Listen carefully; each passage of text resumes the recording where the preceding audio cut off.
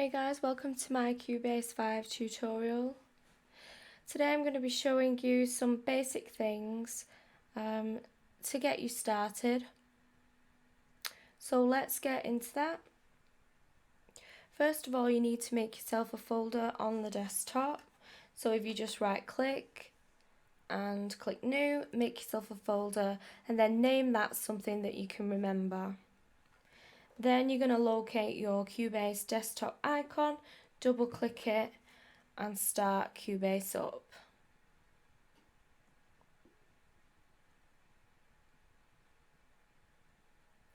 Once Cubase is loaded, you'll be presented with this screen. Once you've done a few projects in Cubase, in this window they will be there, so then you have an easy access to them. Right now yours should be blank, and what you're going to do is click New Project. Once you've clicked that button, you'll get a series of options, but don't worry about what these are at the moment. What you want to do is just keep it nice and simple and open an empty project. It will then ask you where you want to store your project, so you're clicking on the file you made, and then you want to be pressing OK. Once you've done that, you will be presented with a new project. So first of all, what you need to do is locate the volume and just make sure that's at a healthy level. So you don't want it to be too loud so it's clipping, and you don't want it to be too low so you can hear everything appropriately. Okay, so the most important thing that I believe that you should do when you first start a Cubase project, and it's the first thing that I do, is to set the tempo. You may not be sure at what tempo you want your track running, but you should have an idea. If you've written a guitar part or you've written a lyric, you should have a tempo in your head. So what you need to do is just run a little experiment to get it right first of all. So you need to go to tempo here and click it, and then you'll see that that now turns to fixed. I'm gonna fix my tempo. So if you just go to here and double click, it will highlight up in blue, which means that you can then input your own digits, and I'm gonna set that to 90. If you click on the white background, it will then set it for you. Okay, now to hear the click, you need to make sure it's turned on by this button. Just go to the beginning of your project, just in case your cursor is not there. Although it doesn't matter, you can just press play at the moment and you'll be able to hear the click. So just go ahead and press play. So as you can hear, that's my click running at 90 BPM. Now what I would do is sing along to this now, or I would play my musical instrument along to this click to see if it's at the right tempo of my song idea. If it wasn't right, then I would up the tempo or lower it depending on, whether it's too slow or too fast. So let's just go back and double click again. And let's just say I want to now set it to 100 because it was a little slow. Again, click on the white background. As you can see, that just set itself, and press play. Now you can hear it running a little faster. If that's fine with you, then you're ready to set your project. The reason why you do that is so everything is in time. You don't want to be trying to get everything in time at a later date. You want to make sure that your MIDI is in time, and that your MIDI is in time with your audio that you will input. Say if you've recorded a guitar part and you don't record, I don't actually record in Cubase, so I'm inputting a lot of my audio. So you need to make sure that the audio and the MIDI and everything is running together, because you know the tempo of your track, you know what it is, you've set it just right there, and then if you go to work at somebody else's place, you know that the track is running at 100, so you can set a click machine wherever you are to 100, and everything's going to be in sync. If you try to set the tempo at a later date in Cubase, it's going to stretch your audio, which is not going to sound good, and also it's going to knock all your MIDI off as well. So I just make sure I get that done before I start a serious project. Now we're going to talk about the transport bar, which is this bar here. You don't need to know what all the functions are right now. You just need to know the basic ones to use. So here the first one is record, play, stop, cycle, which I call loop. This one is going to take you to the very end of the project. As you can see as well, if you hover over something, it will tell you what it is. So if you just want to sit and have a tour through Cubase, by doing that, hovering over things, you're going to learn a lot quicker. And as well, you're going to Google a lot less if you do that, because the tools are there to help you understand. So again, let's just hover over this, and it's fast forward and rewind. So there you go, fast forward and rewind. And this one I use a lot. It's going to take you right to the beginning of your project. If you're going to be using cycle, and of course when you're exporting a track as well, you need to make sure that your locators, which are here, are at the either side of your project, at the either side of your audio. You need to make sure that this is at the beginning and this side is at the end, and you're always going to leave a little bit of room as well, because a track doesn't play straight off. It has a few moments and then it will play, and then same with the end. When a track ends, it then has a few more moments before it will go into the next track, so leave yourself some space. So when you cycle, Cubase is going to play you what is between those locators, and only what is between those locators. So let's just see that in action. Okay, so as you can see, it's just running in between the locators. When you export your finished track, or anything for that matter, it's only going to export between those locators. I'm not sure if you can change that from happening, because in Cubase you can change that from happening. So just for now, make sure that your locators are, covering everything that you want to export or loop. Okay, so the next thing we need to talk about before we input some audio is the snap button, which is up here. Okay, the snap button lights up blue when it's on, and as you can see, it's white now that it's off. What the snap actually does is snaps all your audio into place. It's going to snap it all to the bar for you. It's going to help you keep everything in time. If you have it off, then you get free movement, as you can see, around your project.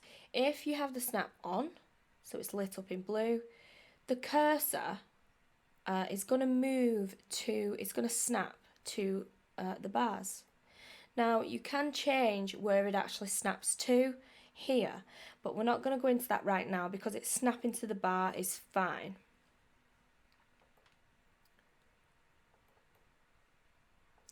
Okay, so now we're going to input our audio, and I usually have snap on to input the audio, because if you end up bringing it and dropping it into the middle, you're going to have to scooch it all the way up to the front, which gets annoying. So put your snap on, and then once you drop your audio into the project, it's going to be easier to get to the beginning. Okay, so you need to know in your head where your audio is first of all. And there's a few different ways that you can input audio into Cubase.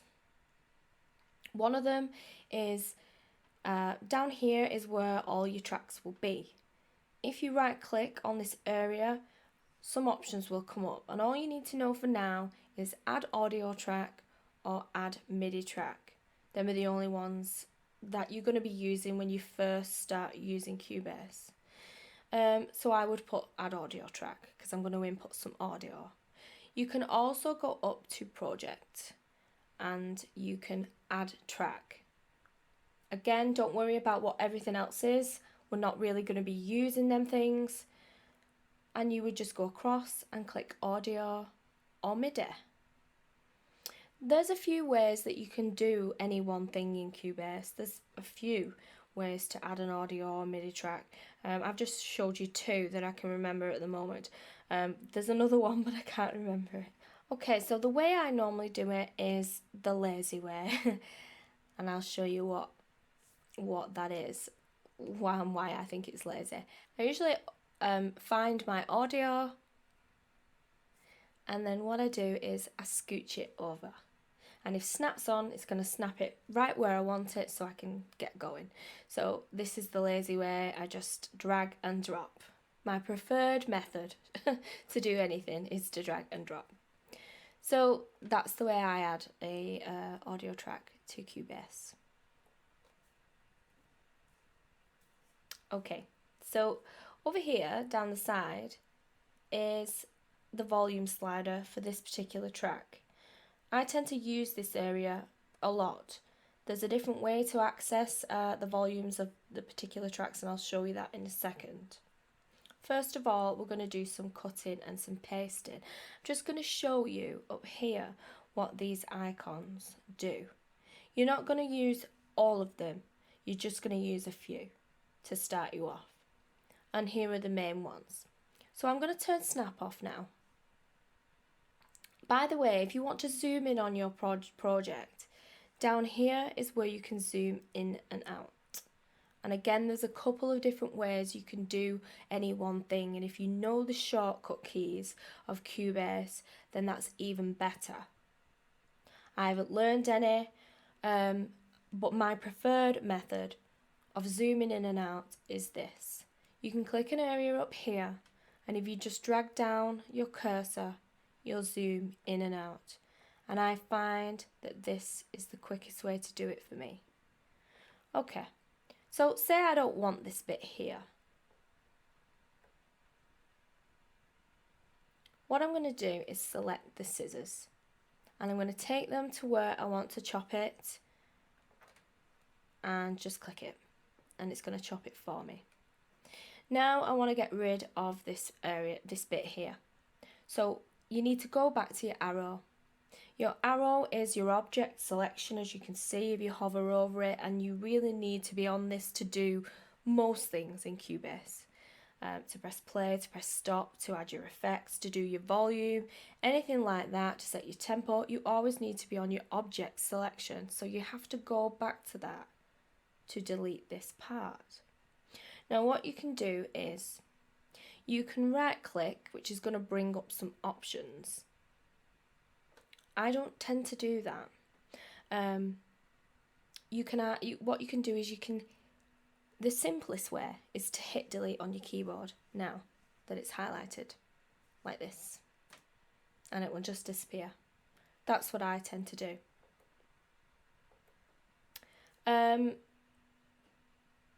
Undo and redo, I've just used that, but I will go into it in a little minute and explain that to you. But it's simple. You're just undoing your move that you made, or you're redoing the move that you made. And I'm sure you've used that before on some kind of program on the internet. So back to where we was, I'm trying to get rid of this bit here. So the other way is to click your eraser at the top. Then once you've highlighted the eraser, you're going to bring it down to the area, and then you have to click to get rid of it. So I find that deleting is the best way to do it. So hitting the keyboard delete is the best way to do it. Let me just undo that again, and I'll show you one more way. So I'm going to highlight the part again, and then I'm going to go to edit. And if you move down, you will see delete's there. Just hit delete and you're done. Okay, so that's basic cutting, and deleting. I'm just going to undo that move and move this out of the way. Now, if you want to repeat or copy and paste, this is what you do. So say this is the part that you want to repeat or paste, should I say. What you need to do is copy it first of all. Okay, so you go to edit and you find copy, and you need to make sure that the part that you want is highlighted, or else it just won't copy. And then you need to find your positioning, go back to edit and hit paste. And then, as you can see, it's now made 2 of that part. Again, there's other ways to do it, and if you know the shortcut keys, then that will probably be even faster for you, but this is the way that I copy and paste. Okay, so I'm just going to get rid of that second copy. If you want to repeat something a few times, do the exact same thing, highlight the part, go to edit, and you want to press duplicate, and it will do 1. Or if you want more than 1, you want to go to repeat underneath it, and then it will ask you how many times you would like to repeat that part. Input whatever it is that you want. I've put 5, and then press OK, and as you can see, it's now repeated that same part 5 times. So if you had a particular chorus or a particular line that you wanted to repeat, that's when you would use that. Okay, so we've gone through object selection, we've gone through the scissors. This little icon here is glue. All this is going to do is, you see these 2 parts here? They were once one full audio, weren't they? So just click your glue and click on one of them, and it will glue them back together, if that's what you want to do. So let's just undo that. The next one along is another zoom tool, which will zoom you in, and the one after that, the cross, is the mute. I think them are the only ones that you really need at the moment. Okay, so I've started my audio now at the point where I want it. I'm going to turn snap back on and snap it to the beginning of my project. Okay, so now we're going to just quickly discuss what these top icons or these top menus do. So first of all, file. In this particular one, you're going to need new project. Say if you're done with this now and you want to start a new one, you would click new project. You need to know what save and save as is. And I advise that you save your project regular.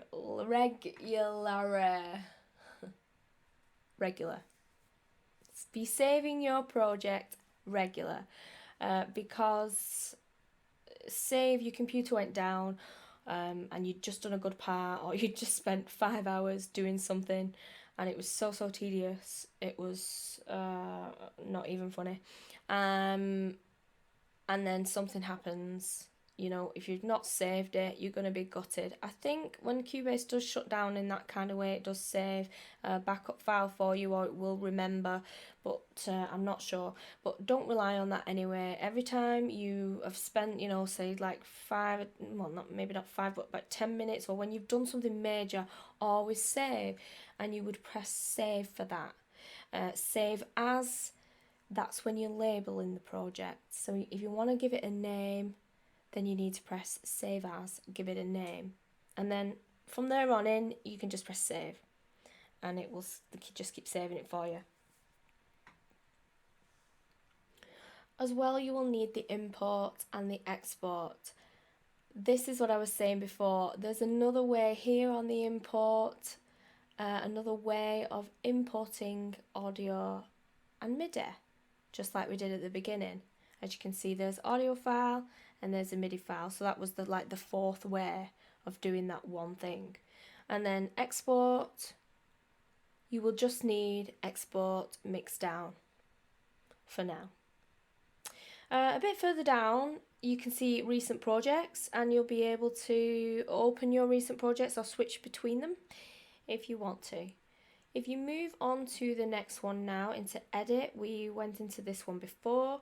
You've got your undo move and your redo move, very important buttons. If you do something wrong, you can always back up. You may use history, but we don't need to discuss that, I don't think, at this point. As we discussed before, the copy and the paste. Cut is generally the same as delete, and then you've got delete and duplicate and the repeat button that we used. That's pretty much all you'll need in that for now. Okay, so moving on to project, there's the add track option that I showed you before. You'll be either adding audio or MIDI at this point. You won't really need any of the others, I don't think. If you move on to audio, if you normalize your audio when you bring it into a project, then that is where you would find that. Normalizing, I've read about like a zillion times, but I always forget, and I should really keep notes so I can always go back to stuff. But I think normalizing generally brings it to a certain volume level. I did read that some people don't recommend that you do that, and that there's not really any point. But I was also taught to do that by somebody, so I did do it for the longest time, but you really should know what it is exactly for before you start using it. So if you do want to use normalize, then do it. MIDI, you don't really need anything in that for now, and I don't think you need any of the others either for now. You are free to browse around.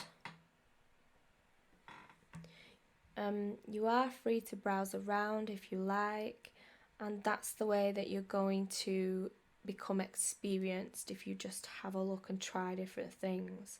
But as a beginner, I'm just letting you know the things that will help you to edit a track, maybe make a track from scratch in Cubase using MIDI or audio or whatever. Put some effects on it and then export that out. You can upload it to the internet, put it on your iPod or whatever. So you can do that just by using these simple things that I've showed you today. Okay, so that's the top icons covered. This area here, as I mentioned before, is the way I tend to adjust the volumes on my tracks. As you can see, if I just move the volume down, here the numbers will change. The lower it goes, you will see a minus sign, and the higher it will have a plus sign. But what I do is I double click so it highlights in blue, and I will input my volume, and then I just find that I can tweak it just so, and that's what I do.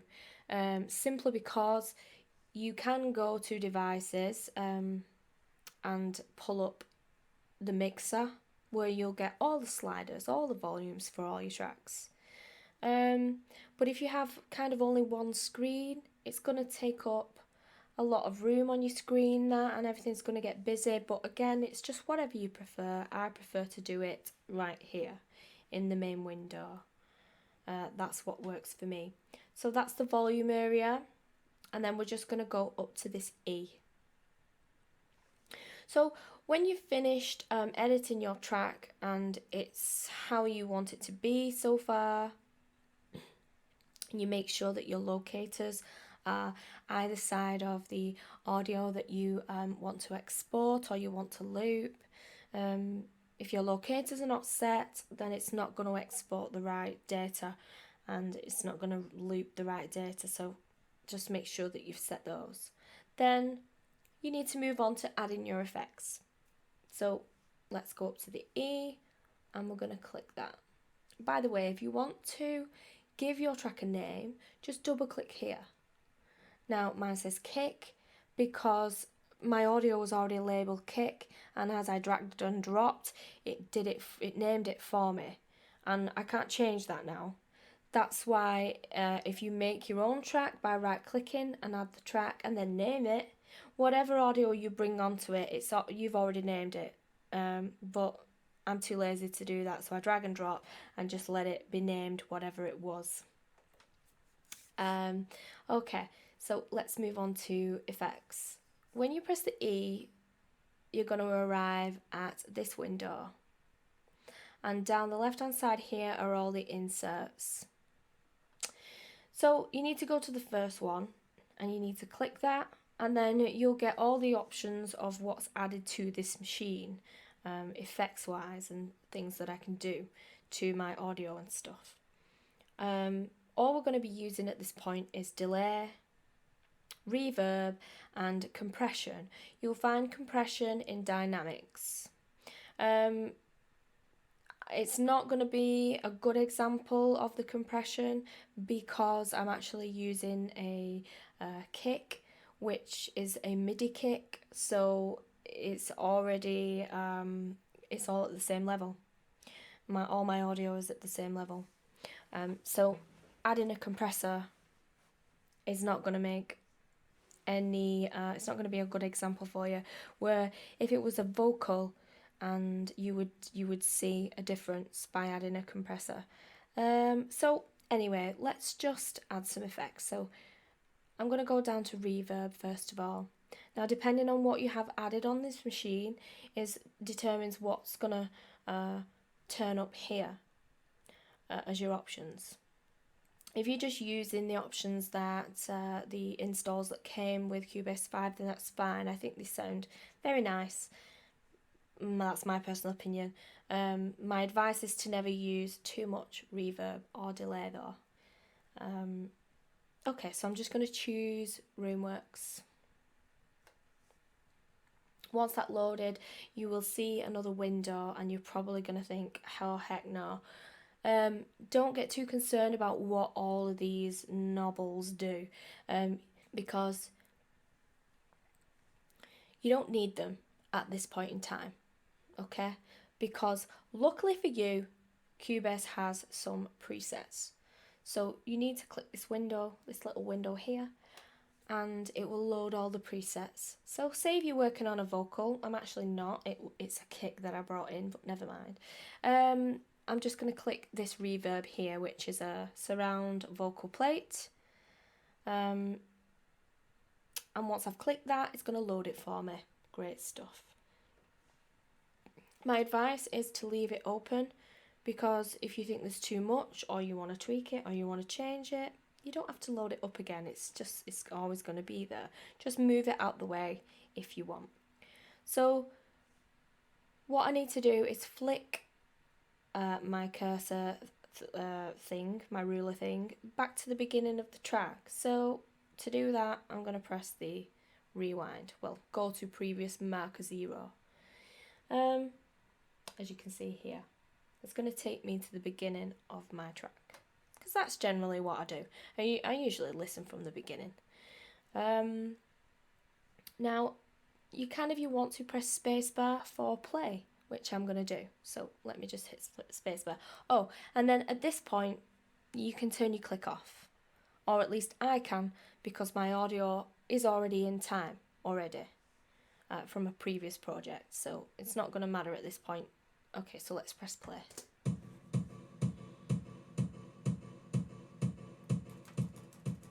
I just need to turn that down. Okay, so as you can hear, the reverb has been applied, but it's too much. Let's just stop that. Okay, so as I was saying before, don't get too concerned about what all these knobbles are going to do.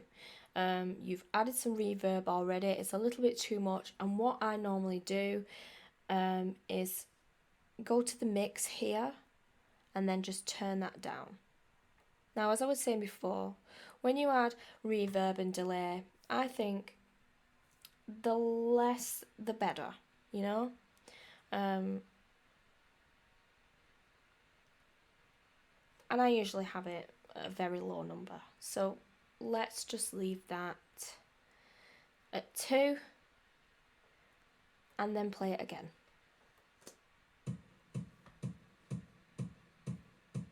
So as you can hear, that sounds much better. Okay, so you've added reverb. So you can click out of that, and then I've lost my effects insert window and that, so I'm just going to go back to the E here, and then you may need to double click, but it will pop back up. So I'm going to go down to the second insert. In the second insert, we are going to put some delay. So if you just go down to delay and down to whichever delay you want to apply to your audio. I have a look around, you know, try different things and see how things sound. I'm going to go to delay at the bottom, and then we're going to see this window here. Again, don't get too concerned on what all the knobs are doing. There's 2 sides to this because it's stereo. Don't worry about what that means. So again, just go to a preset. So use the little window here, find a delay that you think sounds interesting or that you want to try, and then click it. Once you've clicked it once, it's going to load that up for you. Again, leave the delay open so you can tweak it. Okay, so I've applied a stereo delay called Endless. So let's just play that. Again, I'm going to hit the space bar.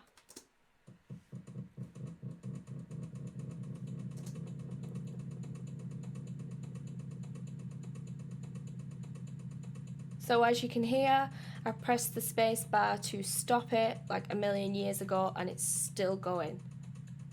So that's way, way, way too much. So again, I'm going to go to the mix knob, and I'm just going to turn them down to a very small amount, and I usually do both sides. And what I normally do is double click the digits here and input what I want. I just find it's a lot faster. So let's just go 2 again. You may not hear a difference here, but let's just see. So let's click the spacebar.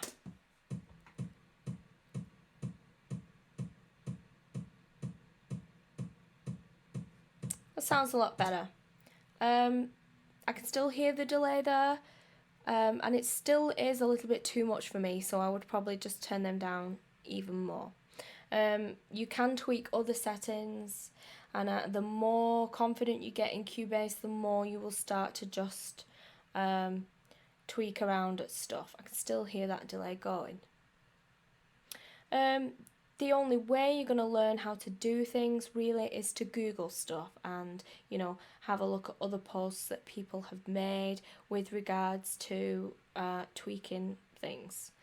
And just, I mean, I'm not really a reader. I hate reading. So what I will do is like hover over stuff and I'll try things.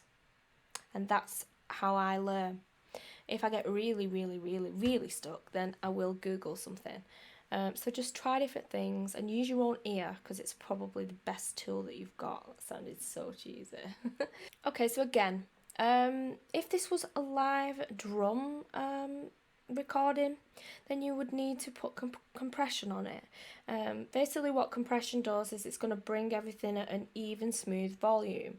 So if you have a vocal and the vocal is hitting some really loud points on certain lines and some really quiet ones, then if you add compression, it's going to bring the high stuff down and the low stuff up. It's going to give you a nice smooth volume all the way through, and you're not going to be able to tell that the singer was belting that line and that she was really whispering on that line. And, you know, I mean, what would music sound like if you didn't do that, you know? So you need to be adding compression. I don't think there's any point in adding it on this kick because, as I said, it's all at the same volume. It was MIDI. You're not going to notice any different. But again, to do it, you would press the E and you would go to an insert and then dynamics, and you would add compression, and it's going to bring up another little window. And then if you just press the little area, I would pick a preset. If you feel that there's too much on, again, I always go to, well, actually on this one you would go to threshold. I go to threshold and I turn that the opposite way. So the closer it is to 0, the less it's going to affect your vocal or whatever.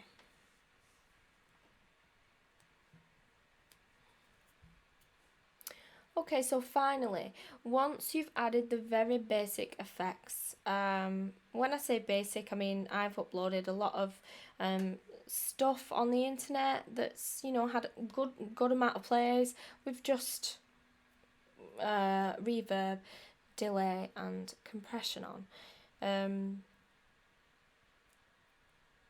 And if it's an acoustic track as well, the less you do to your audio, the better, because, I mean, an acoustic version of something is meant to sound raw and, you know, not processed to the hilt. So once you've done that, you want to be exporting your track onto your computer so that you can make your next move. So you might add it to your iPod or upload it to the internet or whatever and be happy with it at that point. That's great. There's probably a lot of people doing that. Professionally, if it was going to radio or you was, you know, doing a full release on it, and you was getting really serious on yourself, then you would need to master it. And if you don't know what that is at this point, it doesn't even matter, because it's the very, very last stage in you know, music making and that. And it's not necessary for you to know about that, because you can pay somebody to do it for you. You can learn how to master yourself if you like, but at this point you're only just grasping how to, you know, sort all your production out. So forget about those last final tweaky stages, because you can pay someone to do it, or you can learn about it at a later date. And, you know, there's nothing stopping you from it sounding good just now and uploading it. And some people disagree that mastering is needed at all, and that, like, maybe years and years ago it was needed and probably not so much anymore. I don't know, because, you know, I read little things here and there, but it's not something I've completely dove into yet, but it is something I'm now becoming interested in. So, and that's what will happen. You'll get to a certain point in production and you'll think, right, I want to put it out, but I want it to sound awesome. I want it to sound like things do on the radio. And you can get it close with your production and your effects and that, but again, you know, the mastering is the final stage, and you can get somebody really good and professionally experienced at it. But you want to make sure that your mix sounds awesome before it goes anywhere else, because engineers that do the mastering can try and fix a bad mix, but if it's a bad mix, there's no hope for it, you know. If it's a great mix already, then it's going to be improved slightly. So just make sure this bit sounds awesome before you do anything else. And even at this stage, you can have a very powerful impact with your music. So what you need to do now is to mix that down onto your computer. So let's just click out of that and let's go to the mix down. Now, if you don't remember where I showed you where it was before, you need to go up to File. And I bet you there's a shortcut key that you can learn, so you can just do it. I've not learned it. You need to go down to Export, and there you can see Audio Mix Down. So click Audio Mix Down. Now you need to make sure, like I mentioned before, that your locators are at the either side of what you want to export. So from the beginning of your track to the end, if that's what you're doing. I'm just going to leave mine where they are, because it doesn't really matter at this point. And then you're going to see this window. So you need to, first of all, put the name of your track or name of the part or whatever it is that you're mixing down. So just input a name. And then in the next little area, it's going to ask you where you want it saving to, and you're going to click and find your file.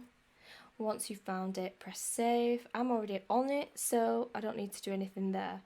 So if you're bringing your WAV back into Cubase to do some mastering, or you're sending it to somebody to have them master it and finish it off, your mix is going to be a WAV.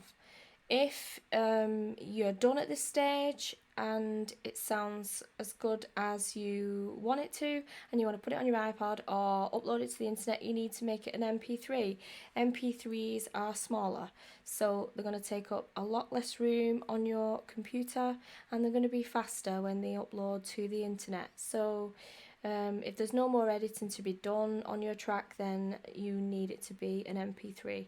So I'm just going to have an MP3 at this very moment, and then once you've done that, you need to go down to export here and click export, and it will export the track for you. Now, I don't know everything there is to know about Cubase. I know just a small percentage, even though I've been learning it for years. Obviously, I've not been learning it every day, but I do know, enough. But there's tons that I don't know. Basically what I'm trying to get at is, ages ago, well not ages ago, but a while ago, I could just press export and it would do it for me. Now, strangely, I must have pressed something somewhere, and now when I press export, it's asking me to set my output channels, which is just blagging me out. I don't even know why it's doing it, but... So basically, I will press export and I'll get this little message, and it says you have to select an output channel. And I know I'm going to get a ton of people now that says, oh my god, you thick cow, this is what you do, this is what you do, all in the comments, and fair enough, but, this is what I'm saying. I don't know everything there is to know, especially all, like, the techie stuff, all the crap with the sound card and all that. That's just, it's not really my thing. That's when I get stuck and I have to Google.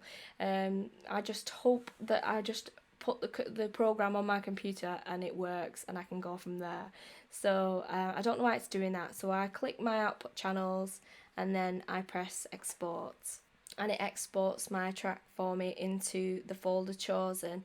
But the reason why this is really doing me head in is because when I go to find it here, as you can see, I see my track, but I also see output stereo out. That's what it's been named, .mp3.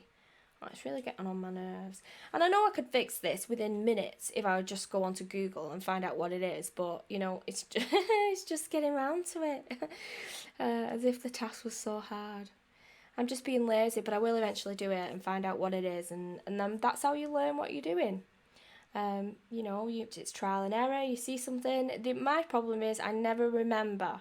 If I have a problem and I fix it, which I always do because I haven't got anybody else to fix things for me, I just never remember. So when it happens again, I'm like, I forgot. And then I have to go back and research it all again and do it all again.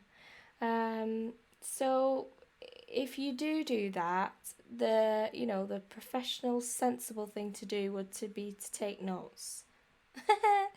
That's far too organised for me though. So I think that pretty much brings us to an end. You've learned the basic things. You should be able to create a tune now.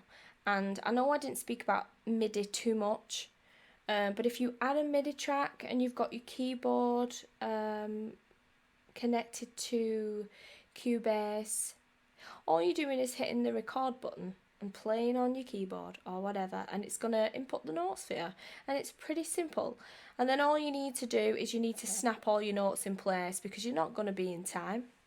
You're going to be a little bit out on each note, and you need to snap it all in time and make it look like you played it perfectly, like I do. So it's pretty simple, but I will go through it next time. So that's really all you need to know at this point, and I hope that it helped you a little bit. And my advice is, if you learn any Cubase version, and you keep learning it until you get good at it, you can use any DAW going, because once you've learned one, you can pretty much work them all. So it doesn't matter if you don't rate Cubase or you think, you know, such and such a thing is much, much better. Um, I have a lot of knowledge now, and I can take that with me into the next program and into the next program. And it's all about, you know, you've got to start from somewhere. You can't just leap to here or there, you know, without a starting point. So you've got to start at that point, and people might look down on you because they'll think, you know, what are you using that for? It's like so many years old. But that doesn't matter. You just, you know, you just do what you do. And to be fair, when I went to college in 2010, the DAW that they was running there for the students was Cubase, and I'd already learned a Cubase for a couple of years at home. So I was a bit of a show off here and there because I knew what I was doing. So, you know, the college here where I live was running that, and they've probably changed that now. So, you know, it's just whatever works for you.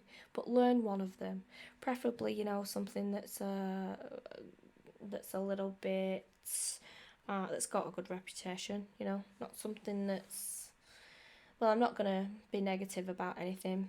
But basically, on my computer, I will run Cubase and I will record in Audacity sometimes. Um, I also run Melodyne on my computer, and I use Cubase on my iPad, and also GarageBand. So that's fine for me at the moment. I'm at the you know, the beginning stages, the learning stages, so just don't worry about it and have, I'm going to say have fun, but you're not going to have any fun because it's dead hard. You're going to open it and you're just going to think, I can't do it. It looks too difficult. I'm never going to get it. I may as well just not bother. I'm never going to be a producer. I'm just going to be a crappy rubbish singer with no other skills to back me up because it just looks so terribly hard. But depending on how determined you are to learn something like this, then you will. And here is the good place to start, just the basic stuff, and then you can keep moving on. So if you have any questions, leave them down below in the comments section. If there's anything specific that you want to talk about or you want to see in these tutorials, then just, you know, let me know. And we'll work on that together. We'll get through it together. So thanks for that then.